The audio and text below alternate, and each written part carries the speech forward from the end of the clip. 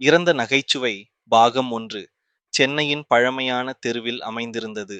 Chandra jewellery நகை கடை. அங்கிருந்த பழைய நகைகள் எத்தனை வருடங்கள் கடந்தாலும் அதன் அழகை இழக்கவில்லை. அதுபோல் அந்த கடையின் உரிமையாளர் சந்திரபாபுவான் அவர்களது நகைச்சுவையும் ஒருபோதும் பழையதாகவில்லை. அண்ணே, தங்கத்தின் விலை எவ்வளவு? ஒரு வாடிக்கையாளர் கேட்டார். எதுக்கு, வாங்கத்தானா? இல்லே, சுய அறிவு வளர்த்துக்கத்தானா என்று பதில் சொன்னார் சந்திரபாபு. அந்த மாதிரியான நகைச்சுவை வசனங்கள் இவரின் அடையாளமாகவே இருந்தன. ஒரு நாள் காலை சந்திரபாபுவின் கடை திறக்கப்படவில்லை. எப்பொழுதும் அவருடைய வித்தியாசமான ஜோக்குகள் கேட்டு கொட்டும் அந்த தெரு அன்றைக்கு மௌனமாக இருந்தது. ஐயையோ, சந்திரபாபு மரணம் அடைந்து விட்டாராம். ஒரே அதிர்ச்சி செய்தி.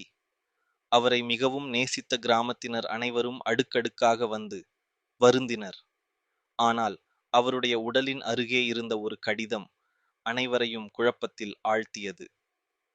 நான் இறக்கவில்லை, ஆனால் என் நகைச்சுவை இறந்துவிட்டது.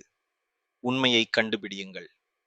அந்த கடிதத்தை கொண்டே மிரட்டலாக ஒரு புதிரான மரணம் தொடங்கியது. தொடரும்.